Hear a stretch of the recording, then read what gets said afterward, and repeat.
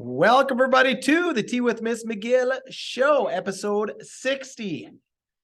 Todd Opdahl, John Anderson, Melissa Milkovich, Trevor Aarons, Dylan Sundquist, and my buddy Hoots just made the best decision of their lives this past week. They subscribed to the Tea with Ms McGill Show. Be just like them. Hit the follow button right now. Hit the subscribe button, because although the high school hockey season has come to an end, we are still going to be here. And you're going to catch all the action. So hit the follow or subscribe button right now. Like I said, be like all of our friends that I just mentioned.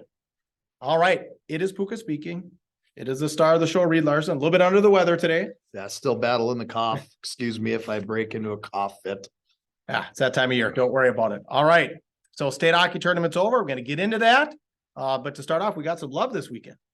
Yeah, we did get a little bit of love. We've talked about some of our social media, and one of our social media pieces that we have is at T McGill on Twitter. And we got a nice little retweet or share from Minnesota, or I should say MN State of Hockey. It's at MN State of Hockey. And the word of, there's like a little slash in the O there. I don't know if that's supposed to be a 0 or an O, but whatever. He says in his message, he shows the picture that's on our profile. Okay, which is this little picture of the fight in Youngblood. Okay. He shows that little picture in our profile and says, and the best username in social media history has now been awarded and claimed. He says, no one will ever beat this, so don't even try. Well done. Very well done. Thank you for that at MN State of Hockey. Yeah. We will continue.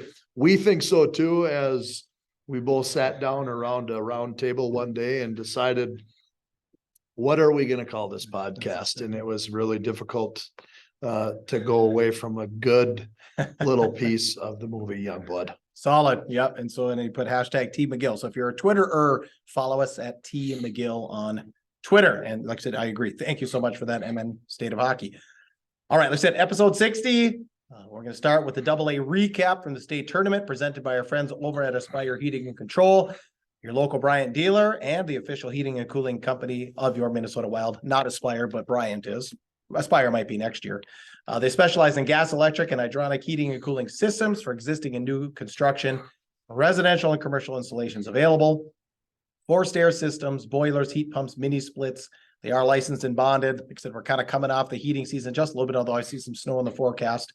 But if you need any furnace work, or of course, we'll be switching the calendar a little bit, you need any AC work, Justin is a guy you call 218-999-5957, 999-5957. I got a text from him this week, and he quoted out actually kind of a mutual friend of ours, a business guy, but he fumbled his number in the meantime and said, hey, I need his number. So anyway, a buddy of ours has contacted Justin, is happy. You should too. So if you need his services, once again, Aspire Heating and Control, 999-5957. All right. So like I said, state tournament over, the holiday that was last week in the state of Minnesota. I guess just thoughts, we'll just kind of shoot from the hip here, kind of what stuck out for you over the weekend. Well, first of all, you didn't bring any crow for me to eat. I promised that I would call myself out on the table if I was wrong, and there was a chance that I could be wrong. I said that earlier in the season that World wasn't going to lose a game the whole year long, and they didn't until they got to the state championship. I thought for sure they were going to walk out of that state championship game with a ring. I did too. They did not. Mahtomedi played the right game against them, and I think that goes to a couple of different things. And we'll recap some of the other games, but let's start with the championship game. I think that championship game was very well played by Mahtomedi. They played that way the entire tournament. Things could have been a little bit different had the tournament been called a little bit differently reffing wise. And that's not good or bad. I liked the way they called the tournament. They let a lot of things go and they let a lot of things play, but there are lots of teams out there that spend a lot of time on special teams that rely on, okay, if calls are getting called the way they have all season long, we're going to be on the power play a lot. And if World's on the power play in that game a lot more than they were, they're going to win the game. They weren't. They didn't call a lot of penalties. They missed some things that were there. And I actually agreed with the fact that, let some of this stuff go, let them play. Yeah. It's a rough game. I liked it. I liked the way Mahtomedi played. They knocked guys around. They were tough. they pretty much kept Shogby off the board when it comes to goals in that game. Pilgrim had a pretty nice game. Yeah. A couple other guys played well, and Lund had a lot of ice. A yeah, lot of ice. yeah, he played a lot.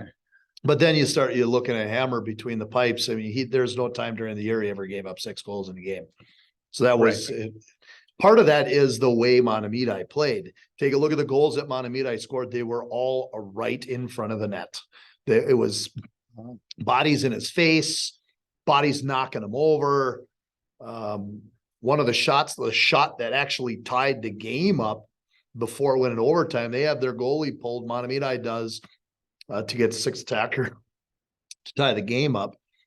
That shot goes off of Shagaby's stick and goes in the upper corner. So that was a pretty interesting game. Well, and then the pointing. How about the pointing? Yeah, I didn't that agree was, with that was questionable. taunting the referee. I didn't agree with.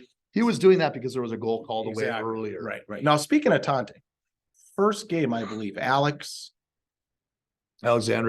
Yeah.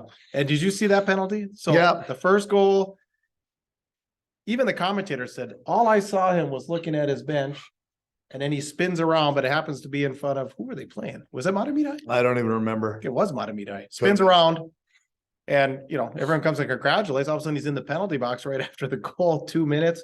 Because there's that new rule, but they call it taunting, or is it what?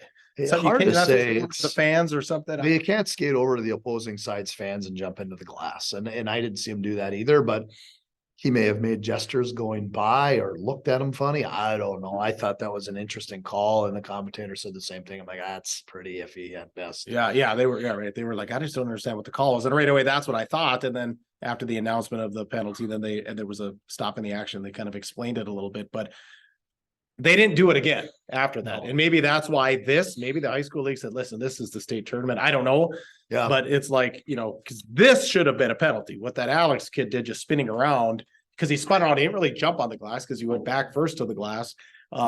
First goal of the tournament, of course. Well, you kind of get to the point, I guess, in a state tournament game that and I get it that the referees are there too. They have to work hard all year long in order to get there. And this is an opportunity for referees to build up. You get a state tournament, you're also on a stage to present yourself in front of evaluators to college or professional positions. But this tournament is not about the referees. It's about the kids. So I think that was really kind of a shot that, hey, we're not going to make a deal out of this. I know it was emotional. He scored a goal. They had one called back earlier. We're not going to make this. It was about showing up the referee at that point in time. And hats off to the referee to just have the alligator skin to just, forget it. I'm not even going to worry about it.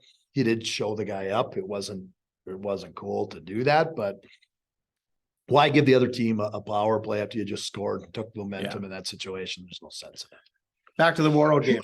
Do you think it hurt Warroad just a bit? Many running time games this year. And I never really think about that during the year, but they put a lot of guys in a running time. They don't play a lot of minutes in the third period. Do you think that caught up to them a little bit? I think if you're looking at running time situations and you're looking at their schedule, I think it maybe their schedule sometimes has got some teams where the score ends up getting out of hand. They did have some overtime games throughout the course of the season. For instance, they came to Grand Rapids. And our game went into overtime. There were some other overtime games that they had, and another overtime game. They ended up in a tie against Sartell. So, you wonder whether they're battle tested throughout the course of the year because of a tough schedule. I don't think that hurt Warroad as much as the amount of ice time that top line got. And then I understand you're talking about small town. You can't fault Coach Hardwick for doing what he needed to do to try to win that hockey game. Those guys played a ridiculous amount of ice time. Shagaby and Pilgrim and Marvin Cords. Those guys were on the ice all the time, and it was like you saw that a little bit from Mahtomedi later in the game. But they played 3 lines for most of the game, and then at the end of the game, they shorted it to 2 lines too. But it was the entire game, and the shifts for Warroad were like. They're not 30 to 45 second shifts. He's out there for a minute and a half. Yeah. So those guys got tired. They got tired playing a certain way, and it happens. Yeah. All right. Let me sneak in a quick ad here.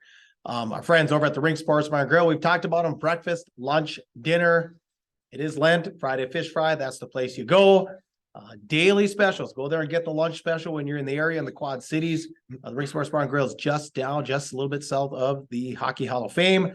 And we also talked about it's team banquet time. They've got the breakout rooms. So if you're scheduling that team banquet, if you're the coordinator, the mom, the manager, etc., give Michelle a call over at the Rink Sports Bar and Grill, 248-8582. You can set that all up and she'll take good care of you. Tell the Ms McGill Show sent you. All right. Anything else on the double-A turn or the single-A turn? Yeah. Anything else to go? I think just focusing on the championship game would be, I guess, a miss because there's some pretty good games in the semifinals. Actually, this year, the quarterfinal games were some of the best quarterfinal games I've seen outside of, I think the Laverne game got a little bit more than what I thought it was, they ended up 6-3 or something like that. It was a little bit bigger of a score, but in the past we've seen scores where teams are getting beat 11-1 and 9-3, and the games were better in the quarterfinals this year. So that means the parity of these sections are starting to get better. The semifinal games were pretty cool. I liked watching semifinals. Speaking of your predictions, you got one right there. Yeah. That was a so bold we prediction. do a bracket here at school with some of our buddies here with the teachers, and one of our counselors puts together a bracket, and we put in $5 a bracket, double-A for $5, single-A $5. I was the only one in the group that picked this group. Actually, I think there was one other person. Take that back. I think two of us picked Mahtomedi to beat Hermantown. Okay. And a lot of people are like, oh, you're crazy. You're not picking Hermantown to make the finals. I don't think Hermantown was tough enough to beat Mahtomedi in that game. I really don't. I think that was a fantastic game. Again, Mahtomedi had to battle in order to get through that and go on to the next game. But Mahtomedi has a way in that tournament of showing their presence through playing a physical game. And from the very beginning of the tournament, I could smell an upset when it came to everybody expecting Hermantown to be in the finals. I just felt like there were some very clear kinks in the armor. Hermantown's armor, there were some very clear kinks in that armor that I saw early. And that as early as watching them in the semifinals of the sections, as early as watching them in the finals of the sections as well against Rock Ridge. You can see that when you get in against a top 10 team or a top 5 team, some of those kinks can turn into road bumps that can turn into big road blocks when it gets to the state tournament.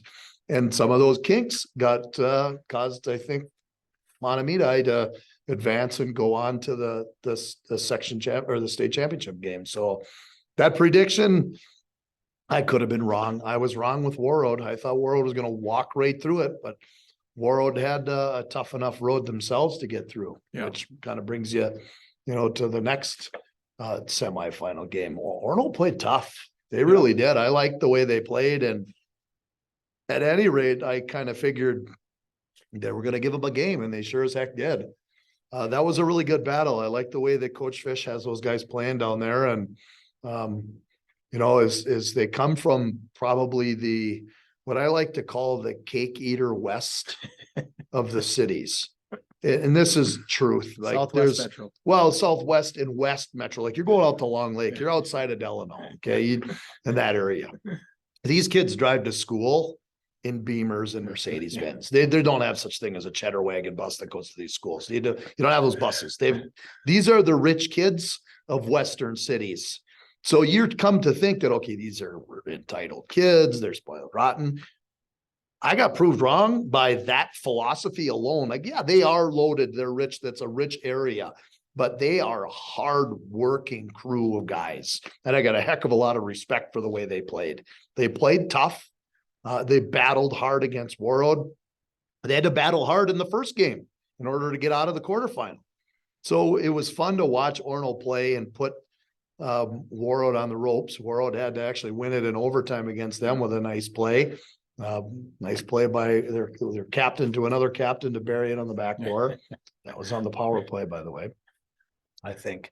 I can't remember. But a really good matchup there, which brings you to the championship games with Warroad and Mahtomedi, and we talked about that already. So a fun tournament to watch in the single A.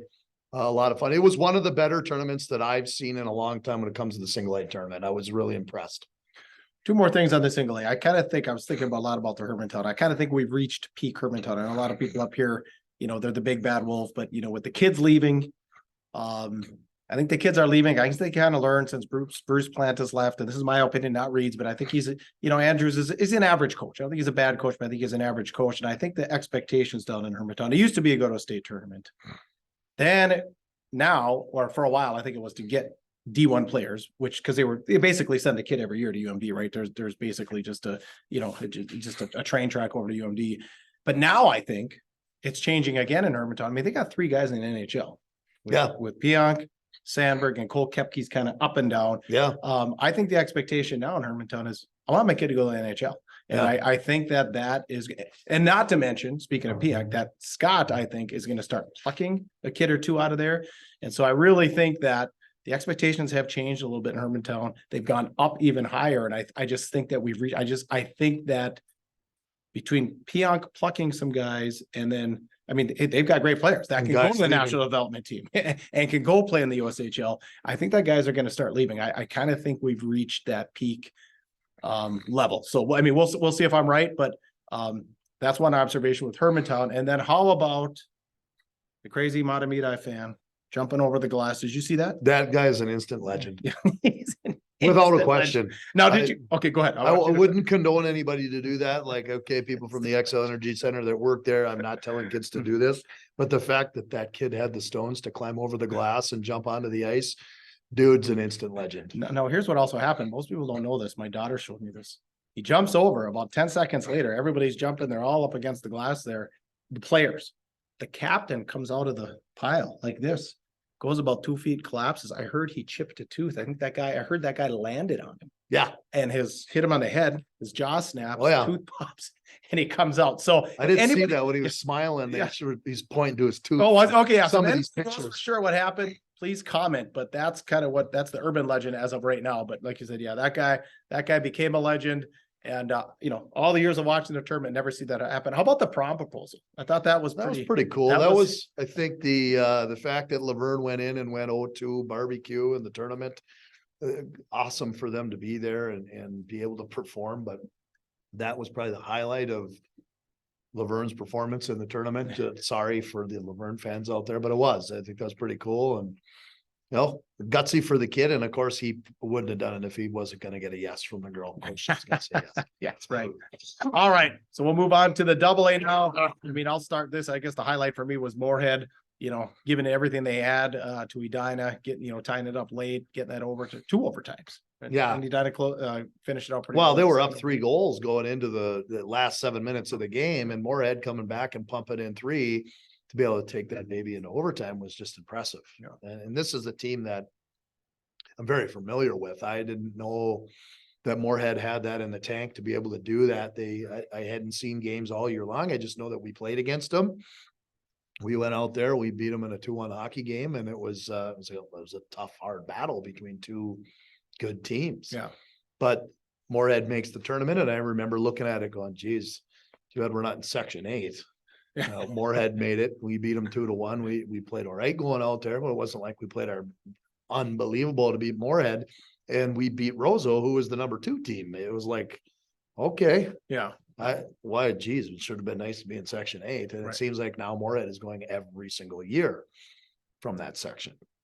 Probably going to continue unless Elk River can start putting some things together, and Sure. you'll see what happens. But yeah, Moorhead, it was just fun to watch those guys play that way. Yeah, gutsy ever, because I watched them one night on Spud TV where it was about a month ago where Warroad beat them up pretty bad. Yeah. And so but yeah, congratulations. And a lot of the names, Collins back, Kraft. the guys our age, even Warroad, Lund, Yeah. James, Ryan James's kid, Mhm. So some of the names are kind of repeating, and makes me Well, and Hardwick's kid on Warroad, Yeah, Hardwick's he's kid there played, too. yeah. So yeah. good to see that from Moorhead. What else we got on the AA? I didn't get to see the championship game, by the way, because I was playing in my own tournament. So I got off the ice and heard Tonka won. Well, I was happy with, and I can't believe I'm saying this, but I was happy with the 2 teams that made it to the AA championship. I thought the way the bracket worked out, the 2 best teams ended up there. Because if it would have went the other direction, I don't know that Maple Grove was the number 2. I think maybe that Edina probably was the number 2, but their season didn't really reflect that like Maple Grove. I couldn't believe Maple Grove lost that game to Cretin. Yeah. Cretin played a well-played game in the quarterfinal game, and hats off to Coach Funk and company for getting his team ready and prepared. I actually heard some of the things that he did differently this year than he did last year. He made his kids go to the couple of classes at school and then loaded them up on a I bus heard and that brought too. them. Yes.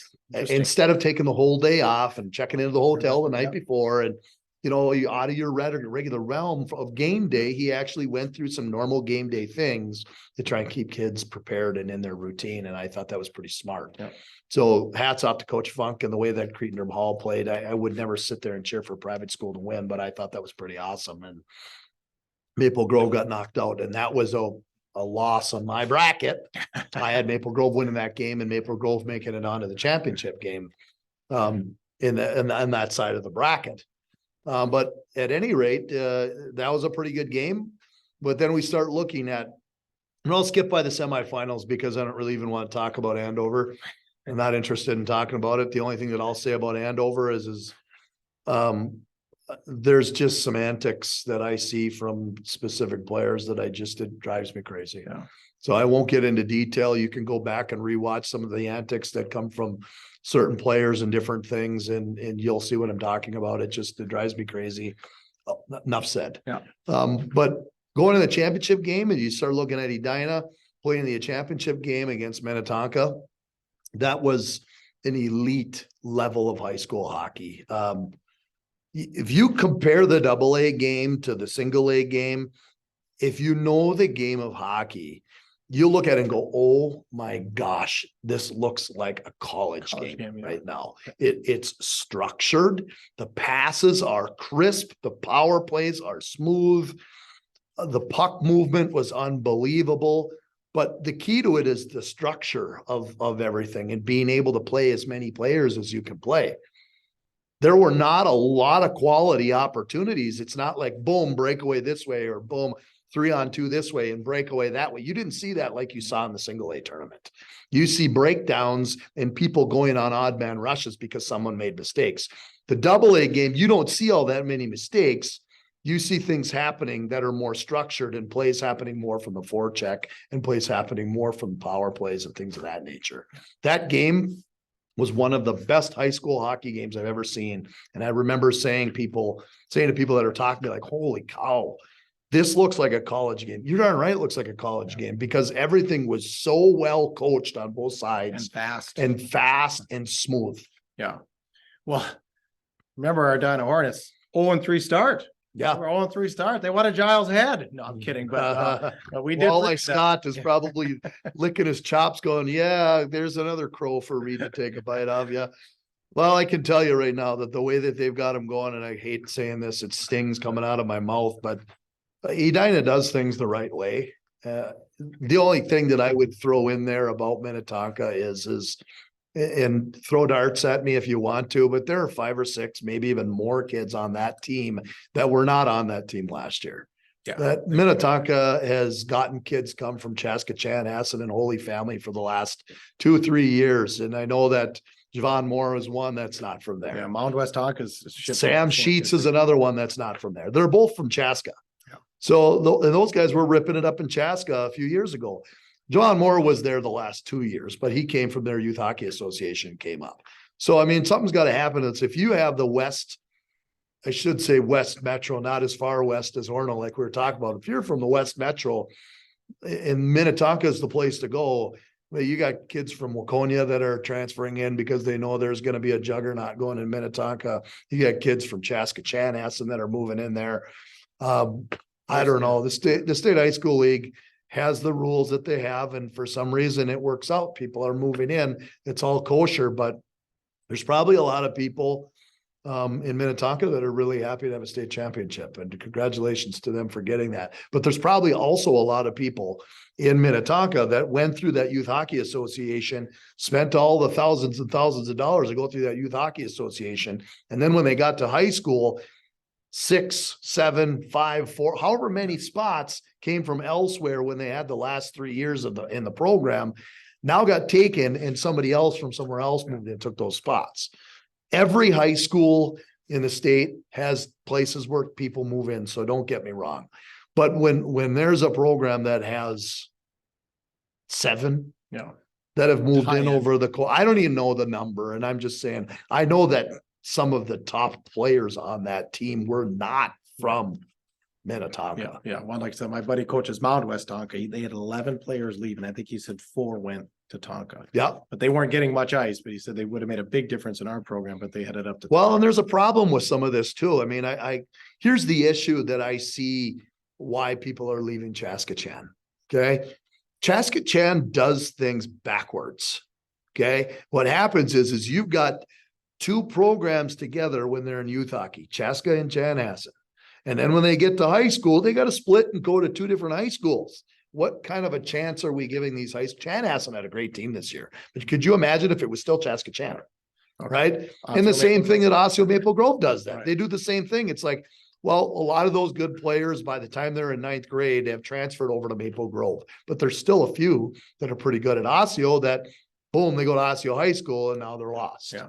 So why not have them separate at youth hockey and then have them come together at high school? Right. I mean, I don't know. That seems backwards to me. I'm sorry if I'm wrong, but I don't think I am. I see what you're saying. Yeah. Okay. Anything else on the state attorney? Nope. That's about it. Okay. Hammer the like button right now. We appreciate that. Quick word from our friends over at Iron Range Apparel.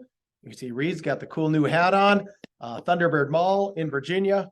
Show them this one. Gift Buyer's Paradise. We talk about it all the time. There's another cap. I got a cap on here. So get your cool swag. Youth players, you're headed to the state tournament this weekend.